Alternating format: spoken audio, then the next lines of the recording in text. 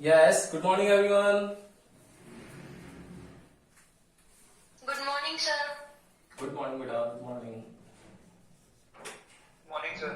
Good morning, good morning. Good morning. देखो chapter 6 अपना चला था ईएमआई। इस ईएमआई चैप्टर में हम लोगों ने फेराडेज एंड हेनरी एक्सपेरिमेंट्स कर लिए थे। First experiment, second experiment and third experiment. Then उसके बाद में हम लोगों ने फेराडेज फर्स्ट लॉ लिखा, फेराडेज सेकंड लॉ लिखा एंड देन लेंज लॉ के बारे में पढ़ा हम लोगों ने। लास्ट क्लास में लेंज लॉ पढ़ रहे थे। लेंज लॉ में लिखा था मैंने आप लोगों को कि जो होने वाले चेंजेस है उन चेंजेस को अपोज करती है coil. That's why negative sign जो है वो हम लोग उस फॉर्मूले में यूज करते हैं। तो E इक्वल्स टू माइनस d∅dt जो है वो corrected form of Faraday's law है, या एडवांस वर्जन बोल सकते हैं उसको, जिसमें डायरेक्शन को भी इंक्लूड कर दिया था। ओके, आज हम लोग कर रहे हैं, अब नेक्स्ट है इसमें बेटा कि हम लोग बार बार बोलते हैं कि ईएमएफ की वैल्यू है कि ईएमएफ जनरेट होगा, फ्लक्स चेंज होगा तो ईएमएफ में चेंज होगा, इंड्यूस करंट की वजह से होगा। ये ईएमएफ की वैल्यू निकाल कैसे सकते हैं हम लोग? तो नेक्स्ट हमारा जो टॉपिक है वो ईएमएफ की वैल्यू ही है, ठीक है ना। तो हम लोग लिखेंगे next value of EMF for long moving rod. Sir, yes, पेंडल थोड़ा सा साफ हो सकता तो value of EMF for long moving rod के लिए हम लोगों ने देखो क्या कर रखा है। एक आप लोगों के पास में मैग्नेटिक फील्ड है। ये मैग्नेटिक फील्ड क्रॉस है, आपको पता ही है परपेंडिकुलर इनवर्ड होता है। फोर्थ चैप्टर में ही हम लोग देख चुके हैं। अब हम लोग बोल रहे हैं इसमें क्या होना चाहिए फॉर लॉन्ग रॉड, और रॉड कैसी होनी चाहिए? मूविंग होनी चाहिए। तो क्यों ना अब हम लोग यहां पर एक मूविंग रॉड ले लें। रॉड मतलब उसकी कोई ना कोई लेंथ गिवन होगी।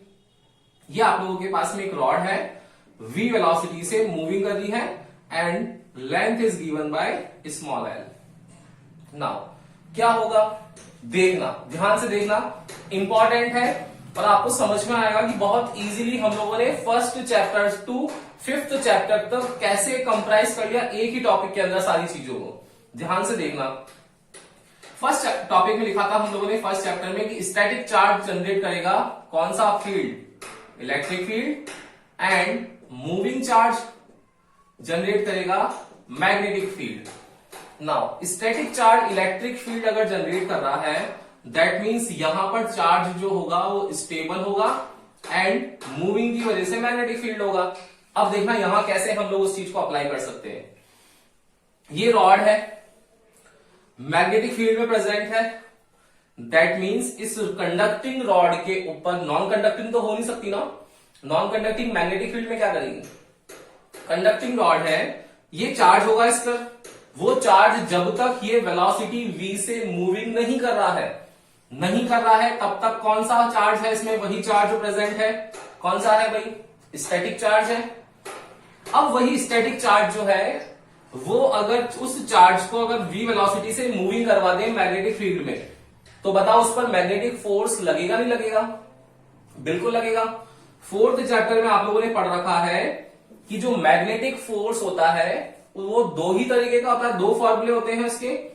एक होता है QVB sin थीटा, जिसको हम लोग QV क्रॉस B लिखते हैं, और एक सेकंड फॉर्मूला था आप लोगों के पास इसी FM को फाइंड करने के लिए ILB sin थीटा, जिसमें I L क्रॉस B लिखते हैं।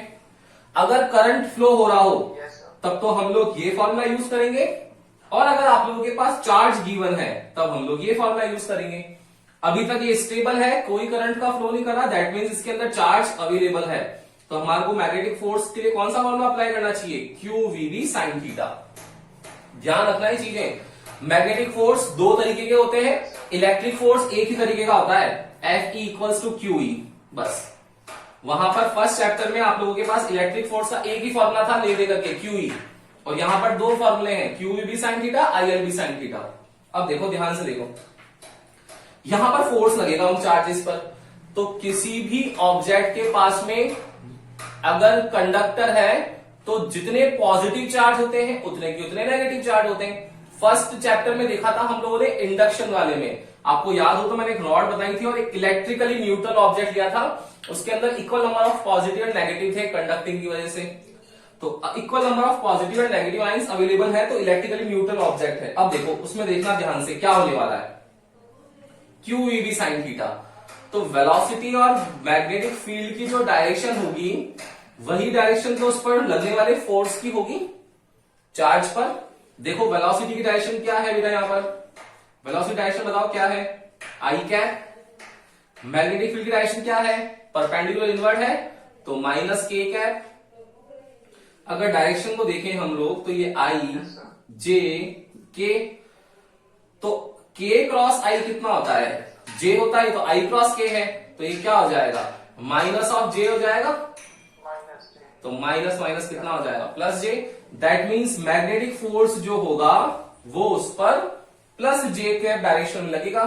मतलब जितना भी पॉजिटिव चार्ज रॉड के पास में वो प्लस वाई की वजह से सारा का सारा जो होगा उसके टॉप एंड पे पहुंच जाएगा पॉजिटिव चार्ज, और इंडक्शन की वजह से सारा का सारा नेगेटिव चार्ज उसके दूसरे एंड पर आ जाएगा। आ गया। अब एक एंड पर पॉजिटिव है एक एंड पर नेगेटिव है, तो पॉजिटिव चार्ज के लिए पॉजिटिव पोटेंशियल होगा V प्लस, इसके लिए क्या होगा V माइनस। किन्हीं भी दो पॉइंट्स के बीच में पोटेंशियल डिफरेंस है, देखो सेकंड चैप्टर, किन्हीं भी दो पॉइंट्स के बीच में पोटेंशियल गिवन है और उनसे पोटेंशियल डिफरेंस निकाल सकते हैं, और ये पोटेंशियल डिफरेंस अगर एक सर्किट में है तो थर्ड चैप्टर, उस सर्किट से करंट का फ्लो नहीं हो रहा होता है तो यही पोटेंशियल डिफरेंस ईएमएफ में कन्वर्ट हो जाता है, होता है। दैट मींस ये पोटेंशियल डिफरेंस यहां पर हम लोगों को क्या देने वाला है, ईएमएफ देने वाला है। उसी ईएमएफ की तो वैल्यू निकालनी है। देखो आ गया ना सब काम, आ गया ना 1 to 5 चैप्टर वाला आया। वापस पढ़े एक बार देखना, ढंग से देखना बेटा। फर्स्ट चैप्टर का important part static charge, second chapter का important part potential difference, third chapter का इंपॉर्टेंट पार्ट की पोटेंशियल डिफरेंस और ईएमएफ में क्या फर्क होता है, फोर्थ चैप्टर का इंपॉर्टेंट पार्ट कि मैग्नेटिक फोर्स के टाइप कितने होते हैं। क्लियर, उन सबको इंक्लूड करते हैं इस टॉपिक में। सबसे पहले बोला गया है कि एक रॉड है आप लोगों के पास में, उसकी लेंथ गिवन है एंड v वेलोसिटी से ट्रेवल कर दी है, तो वैल्यू ऑफ ईएमएफ निकालना है। तो हम लोग ये देखने वाले हैं कि जब v वेलोसिटी से मूविंग कर रही है तो उसमें जो गिवन चार्जेस है उन चार्जेस पर फोर्स कितना लगने वाला है। तो फोर्स के लिए हमारे पास फॉर्मूले दो हैं, यहां करंट का फ्लो नहीं दे रखा है, that means Q V B sine theta formula लगेगा। अब इसके अकॉर्डिंग डायरेक्शन निकालेंगे। v मतलब आप लोगों की डायरेक्शन है आई कैप, b मतलब डायरेक्शन है परपेंडिकुलर इनवर्ड मतलब माइनस के, ये माइनस बाहर ले लेंगे तो आई क्रॉस के माइनस जे होगा, प्लस जे डायरेक्शन आ जाएगी मैग्नेटिक फोर्स की। दैट मींस आपका चार्ज जो है पॉजिटिव वो मूविंग करेगा प्लस जे में, तो सारा पॉजिटिव कलेक्ट हो जाएगा उसके टॉप एंड पर, एंड इंडक्शन की वजह से सारा नेगेटिव चार्ज पहुंच जाएगा उसके दूसरे बॉटम एंड पर। क्लियर, पॉजिटिव और नेगेटिव होगा तो पॉजिटिव चार्ज के लिए उस पर फोर्स लगेगा। अब देखो चार्ज स्टैटिक है, यहां पर पहुंच गया, स्टेबल हो गया, स्टेबल चार्ज पर कौन सा फोर्स लगेगा, वही आ जाओ first chapter electric force. Clear है। अब यहां पर पॉजिटिव चार्ज के लिए पोटेंशियल होगा V प्लस, नेगेटिव चार्ज के लिए पोटेंशियल होगा V माइनस, और V प्लस और V माइनस के बीच में जो डिफरेंस है वो पोटेंशियल डिफरेंस है। यही पोटेंशियल डिफरेंस अगर थर्ड चैप्टर में पहुंच जाते हैं तो थर्ड चैप्टर में वो बोलता है कि अगर सर्किट में करंट का फ्लो नहीं हो रहा है तब तक वो पोटेंशियल डिफरेंस ईएमएफ कहलाता है, और जब वही ईएमएफ से करंट का फ्लो होना चालू हो जाए तो हीट एनर्जी लॉस होती है, जिसकी वजह से वो टर्मिनल पोटेंशियल डिफरेंस में कन्वर्ट हो जाता है। दैट मींस यहां करंट का फ्लो नहीं हो रहा है, दैट मींस ये पोटेंशियल डिफरेंस मेरा क्या है, ईएमएफ है। इसी ईएमएफ की वैल्यू में निकालना चाहता हूं। आ गया समझ, क्लियर है, ठीक है। Yes, sir. इससे एक बार इसका स्क्रीनशॉट ले लो, देन उसके बाद अपन लोग, ये कोई काम का नहीं है, समझाने के लिए है, सिर्फ डेरिवेशन पार्ट में ये नहीं करना है, ठीक है ना। तो दे लो उसका स्क्रीनशॉट, समझ लिखते हो उसको कहीं साइड में लिखना और डेरिवेशन करते हैं फिर इसका। ठीक है स्क्रीनशॉट, अब देखना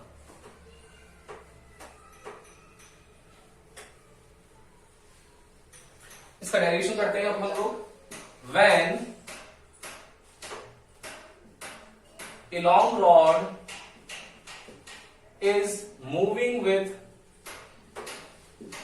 velocity v in uniform magnetic field, then magnetic force Fm will be QVB sin theta. Now sin theta, ये sin theta होता है वेलोसिटी एंड मैग्नेटिक फील्ड के बीच में। आपको सबको दिख रहा है velocity I cap, magnetic field K cap, तो sin 90 हो गया। For theta equals to 90 Fm will be QVB, equation first. Clear? Due to this magnetic force Fm, positive charge will go on top end and negative charge will move on bottom end. Clear? Therefore, due to stability, ये word देखना include कर रखा है मैंने, stability हो static हो बात एक ही है। Due to stability an electric force is set up, an electric force is set up, किस क्या होगी इसकी value F equals to QE, which is given by F equals to QE। Now इसी रॉड पर इलेक्ट्रिक फोर्स भी लग रहा है, इसी रॉड पर मैग्नेटिक फोर्स भी लग रहा है, दोनों फोर्स है मतलब दोनों इक्वल है, तो इक्वेशन फर्स्ट एंड सेकंड से क्या ले सकते हैं, therefore from equation first and equation second QVB equals to QE। नाउ Q से Q cancel, E equals to VB आ गया। इंपॉर्टेंट रिजल्ट है, क्या इंपॉर्टेंट दिख रहा है कि अगर इलेक्ट्रिक फील्ड और मैग्नेटिक फील्ड का अगर रेशियो होता है तो वो रेशियो हमेशा वेलोसिटी देता है, और यही अगर रॉड वैक्यूम में प्रेजेंट हो तो यही V जो है मेरा वो C में कन्वर्ट हो जाएगा स्पीड ऑफ लाइट में। सोचो कितना इंपॉर्टेंट रिजल्ट है कि इलेक्ट्रिक फील्ड और मैग्नेटिक फील्ड का रेशियो जो होता है वो वैक्यूम में स्पीड ऑफ लाइट के इक्वल होता है, एंड जो मीडियम है उसमें वेलोसिटी है ऑब्जेक्ट की उसके इक्वल होता है। क्लियर? अब आ गया E इक्वल्स टू VB। अब इसके बाद की कहानी आगे करते हैं कि भाई अब चार्ज सेटअप हो गया, यहां लिख दिया स्टेबिलिटी मतलब चार्ज सेटअप हो गया, तो पोटेंशियल डिफरेंस जनरेट हुआ। आप लोगों ने सेकंड चैप्टर में और क्या पढ़ रखा है, सेकंड चैप्टर में आप लोगों ने पोटेंशियल ग्रेडियंट का रीजन भी पढ़ रखा है कि जब भी अगर पोटेंशियल डिफरेंस सेटअप हो और पोटेंशियल डिफरेंस एक डिस्टेंस पर हो, तो पोटेंशियल डिफरेंस एक डिस्टेंस के पर्सपेक्टिव चेंज होता है, इसको हमेशा ग्रेडियंट बोलते हैं। पोटेंशियल चेंज हो रहा है इसलिए पोटेंशियल ग्रेडियंट आया यार। सेकंड चैप्टर मैंने बताया था डिस्टेंस के साथ जो भी क्वांटिटी चेंज होती है उसको ग्रेडियंट बोलते हैं। 11th में था टेम्परेचर ग्रेडियंट, वेलोसिटी ग्रेडियंट, यहां आ गया पोटेंशियल ग्रेडियंट। तो चेंज हो रहा है। अब इसको अगर मैं पूरे होल क्वांटिटी लिख लूं तो क्या आएगा, ये तो स्मॉल है तो पूरे के लिख लूंगा V, और डिस्टेंस यहां डिस्टेंस कितनी है L, तो एक रिलेशन ये भी तो हो गया मेरा E equals to V by L, लिख सकते हैं हम लोग। Again electric field E is given by V, E equals to V by L। But ये पोटेंशियल डिफरेंस V थोड़ी ना है, ये मेरा V जो है वो क्या है, EMF है, तो मैं क्या इसकी जगह E लिख सकता हूं, बिल्कुल लिख सकते हैं। देखना यहां से क्या आ जाएगा, therefore E by L equals to VB, तो मेरे पास EMF की वैल्यू कितनी आ गई, VBL। यही मेरा डिजायर्ड आंसर है कि मुझे EMF की वैल्यू VBL मिल गई, मतलब value of EMF for long moving rod will be given by VBL। V is the velocity, B is the magnetic field, and L is the length of the rod, VBL। Clear है क्या derivation, yes और no? Yes sir. Easy ना?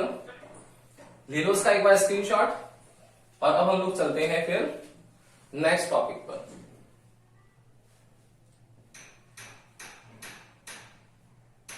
ले लिया screenshot?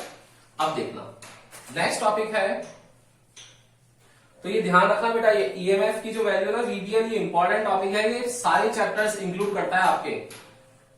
तो अगर वो सब ध्यान है आपको तब ही काम बनेगा यहाँ पर कॉन्सेप्चुअली। बाकी रटने में तो बहुत इजी है कि सर दोनों फोर्स इक्वली तो करने हैं, तो डेरिवेशन जो रटते बच्चे उनके लिए तो ऐसा इजी हो गया। लेकिन कॉन्सेप्चुअली जो जाएंगे उनको सब समझ में आएगा कि 1 to 5 में हम क्या पढ़ के आए, देन उसके बाद उसको 6 में कैसे अप्लाई करना है।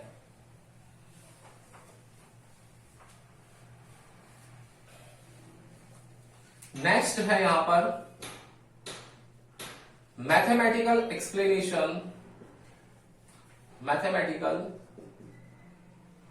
Explanation for Faraday's and Lenz law।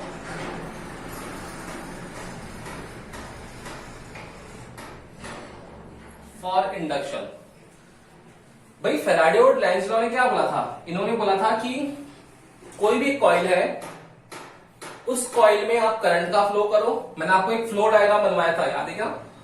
आपको याद है जैसे अपन लोग 11th क्लास में करते थे कि सबसे पहले डिस्टेंस या फिर डिस्प्लेसमेंट आएगा, फिर सर डिस्टेंस और डिस्प्लेसमेंट से स्पीड या वेलोसिटी आती है, फिर सर इससे एक्सेलरेशन आता है, फिर इस एक्सेलरेशन को m से मल्टीप्लाई कर लेते हैं तो सर फोर्स आता है, इस फोर्स को अगर हम लोग डिस्टेंस से मल्टीप्लाई कर लेते हैं तो सर वर्क डन आता है, और यही वर्क डन हमारा एनर्जी की फॉर्म में कंजर्व होता है। ऐसा फ्लो डायग्राम बनाते थे ना हम लोग 11th में, सब कुछ रिलेटेड है आपस में। वैसे ही फ्लो डायग्राम यहां भी बनता है। क्या कि अगर आप लोगों के पास किसी ऑब्जेक्ट की वेलोसिटी गिवन है तो उस वेलोसिटी से वो करंट इंड्यूस करता है, उस करंट से मैग्नेटिक फील्ड जनरेट होता है, ये मैग्नेटिक फील्ड किसी ना किसी एरिया से पास होता है, तो एरिया से पास होने पर ये मैग्नेटिक फ्लक्स जनरेट करता है, ये मैग्नेटिक फ्लक्स अगर टाइम के साथ चेंज होता है तो ये ईएमएफ इंड्यूस करता है। देखो वही फ्लो डायग्राम बन गया, वापस बन गया ना। तो वेलोसिटी के मूवमेंट से वेलोसिटी जो ऑब्जेक्ट की है उससे करंट इंड्यूस होगा, मैग्नेटिक फील्ड सेटअप होगा, एरिया के साथ चेंज होता है मैग्नेटिक फील्ड लाइंस, तो मैग्नेटिक फ्लक्स कहलाती है, वो मैग्नेटिक फ्लक्स टाइम के साथ चेंज होता है तो ईएमएफ होता है। क्लियर है? अब ये बोलता है कि इसका मैथमेटिकल एक्सप्लेनेशन बताओ। तो मैथमेटिकल एक्सप्लेनेशन था आपके पास में E equals to d∅dt with negative sign, Lenz law. Faraday और लेंज ने यही तो बोला था कि कोई भी एक कॉइल है, उस कॉइल में अगर फ्लक्स चेंज होता है तो फ्लक्स चेंज किस वजह से होता है? फ्लक्स चेंज किस वजह से होता है? मैग्नेटिक फील्ड से। ये मैग्नेटिक फील्ड किस वजह से वेरी करता है? करंट के वेरी करने से। और करंट वेरी कब करेगा? जब उस ऑब्जेक्ट की वेलोसिटी मूविंग करवाओगे। आपको याद हो फेराडेज एक्सपेरिमेंट, फर्स्ट एक्सपेरिमेंट मैंने बताया था, बार मैग्नेट को मूविंग करवाने से करंट इंड्यूस हो रहा था। मूविंग करवाना मतलब वेलोसिटी। हो गया लिंक? वेलोसिटी ज्यादा तो करंट भी ज्यादा। सारी चीजें समझ में आ गई हो आप लोगों को इस फ्लो डायग्राम से, है ना? अब देखना तो मैथमेटिकल एक्सप्लेनेशन कैसे देंगे। ये बोलता है कि कोई अगर एक रॉड ले लो, उस रॉड को अगर मूविंग करवाओ तो मूविंग करवाने से ईएमएफ इंड्यूस होगा। ये तो हम लोगों ने फिजिकल एविडेंस के तौर पे मान लिया है, लेकिन मैथमेटिकली भी ऐसा होता है क्या? मतलब ये मैथमेटिकली भी प्रूव कर सकते हैं क्या इस चीज को? तो एक्चुअली में ये जो डेरिवेशन है ना, जो मैंने लैंग्वेज में लिखा है mathematical explanation of Faraday's and Lenz law, ये एक्चुअली में प्रूव है किसका? E इक्वल्स टू माइनस d∅dt का। कि आपके दिमाग में आना चाहिए कि सर आपने लॉज लिखवा दिए हमको और डायरेक्ट फॉर्मूला लिखवा दिया कि E इक्वल्स टू माइनस d∅dt है। भाई उसको प्रूव कैसे कर सकते हैं? ये फॉर्मूला आया कहां से होगा? वही प्रूफ देखना है, वही एक्सप्लेनेशन है इस चैप्टर का, इस टॉपिक का। तो एम क्लियर हो गया ना? टॉपिक में करना क्या चाह रहे हैं हम लोग? ले लो उसका स्क्रीनशॉट और हम उस पर चलते हैं, mathematical explanation of Faraday. Clear? चलो देखो,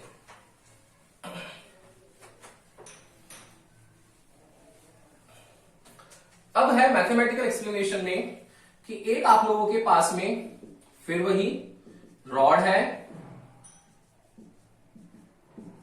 इस बार रॉड जो है वो 2 पैरेलल रॉड्स है, और ये 2 पैरेलल रॉड्स जो हैं वो फिक्स हैं। ये रॉड ए,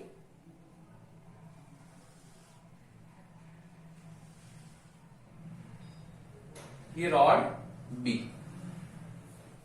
दोनों पैरेलल रॉड्स हैं और पोजीशन पे फिक्स हैं अपनी अपनी। तो पोजीशन पे फिक्स है तो इनको कनेक्ट कर दो, एक गैल्वेनोमीटर से जोड़ लें।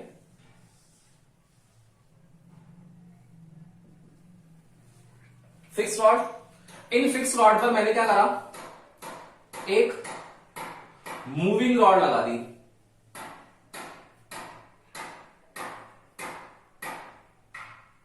एक मूविंग रॉड लगा दी, इस रॉड को नाम दे दिया मैंने P एंड Q,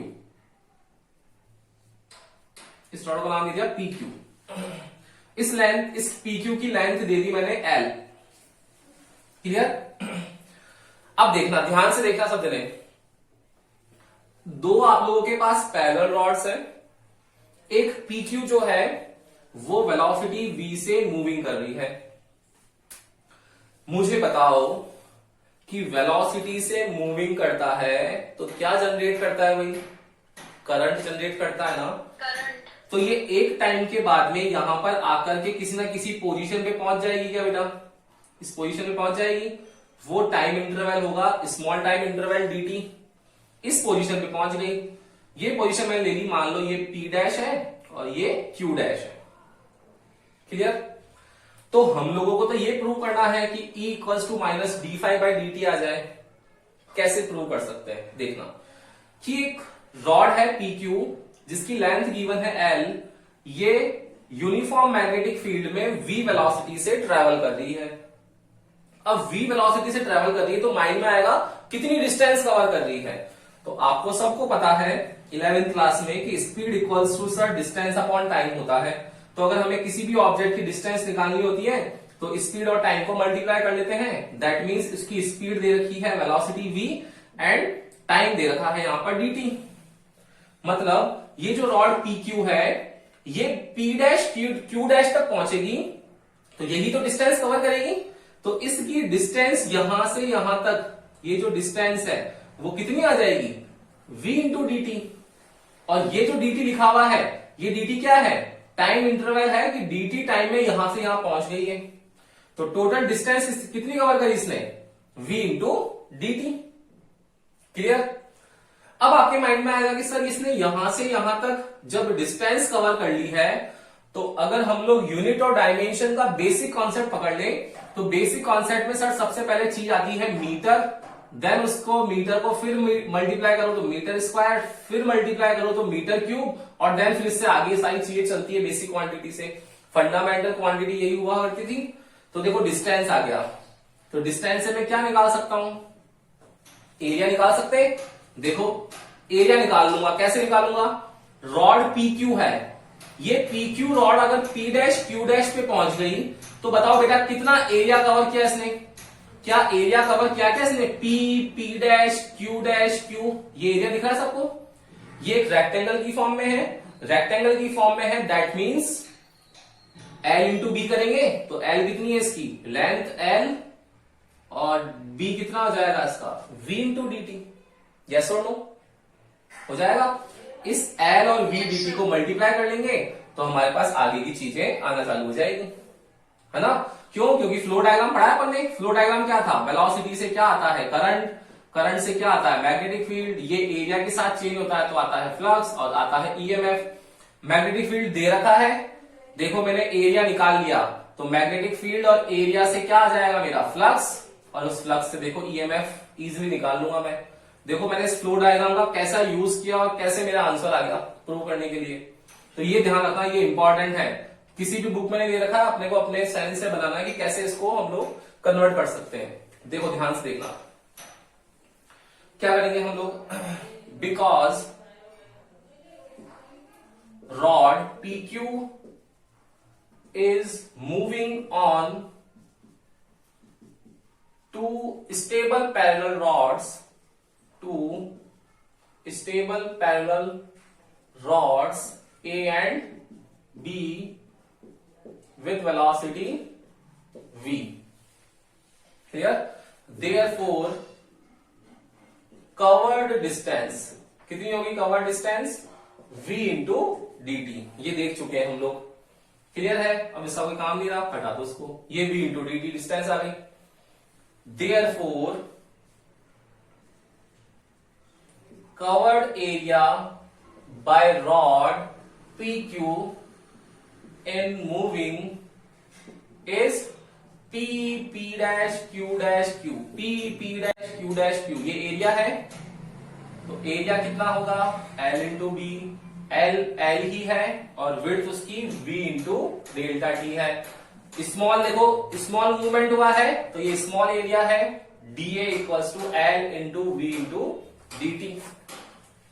अब मूविंग करने से क्या जनरेट होता है, क्या जनरेट होता है मैग्नेटिक फ्लक्स। तो क्या हो जाएगा therefore due to movement magnetic flux, कितना है magnetic flux phi equals to कितना होता है भाई बी डॉट डीए, वैल्यू लिख लो phi equals to B, D A की वैल्यू कितनी है एल वी डी टी, और ये मैग्नेटिक फ्लक्स स्मॉल एलिमेंट के लिए है डीए के लिए, तो ये भी क्या होगा मैग्नेटिक फ्लक्स स्मॉल ही होगा डी फाई, तो डी फाई इक्वल्स टू आ गया B L V D T.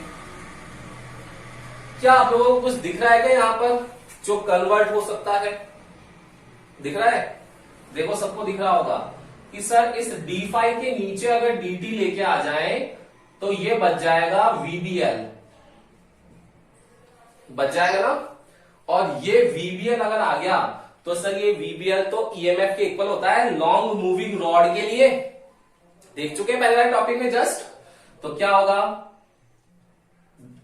Direct लिखूं क्या, तो यार देख लिख ही दो चलो, फॉर मूविंग रॉड ईएमएफ होता है वीबीएल, तो इक्वेशन फर्स्ट में लिख देंगे, तो देयरफॉर फ्रॉम इक्वेशन फर्स्ट ये D phi by D T जो है वो सर ईएमएफ के इक्वल आ जाएगा। यही हम लोग प्रूव करना चाहते हैं। देखो कितना इजी है, कितना इजीली हम लोगों ने प्रूव कर लिया सेकंड लॉ को, जो फैराडे सेकंड लॉ है लेंज लॉ, उसको प्रूव कर लिया। देखो कुछ भी नहीं किया था, मूवमेंट करना है तो मूवमेंट से करंट जनरेट होता है, मैग्नेटिक फील्ड आता है, एरिया से पास होता है तो फ्लक्स आता है, फ्लक्स टाइम के साथ वेरी करता है तो ईएमएफ आता है। तो हम लोग सबसे पहले बेसिक उस पर आ गए वेलोसिटी पर, कि वेलोसिटी से मूविंग करवा दिया।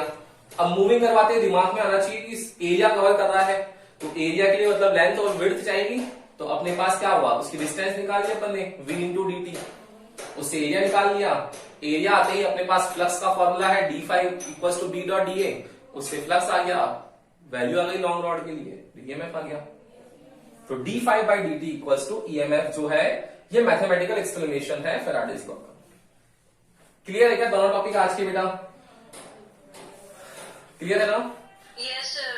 तो जो भी डाउट आए पढ़ना और थोड़ा रेगुलर रहने की कोशिश करा करो। कुछ स्टूडेंट्स रेगुलर नहीं हो रहे हैं। 75% अटेंडेंस कंपलसरी है, आप लोगों को पता होगा ये चीज कि 75% अटेंडेंस के बिना बोर्ड क्लासेस में आप लोग नहीं बैठ पाओगे।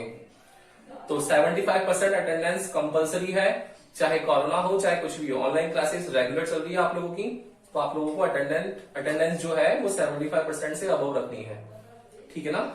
चलो तो अच्छे से पढ़ना, जो भी डाउट आए पर्सनल विंडो पे आप लोग पूछ सकते हो या क्लास में आकर भी आप लोग पूछ सकते हो, ठीक है? Good day.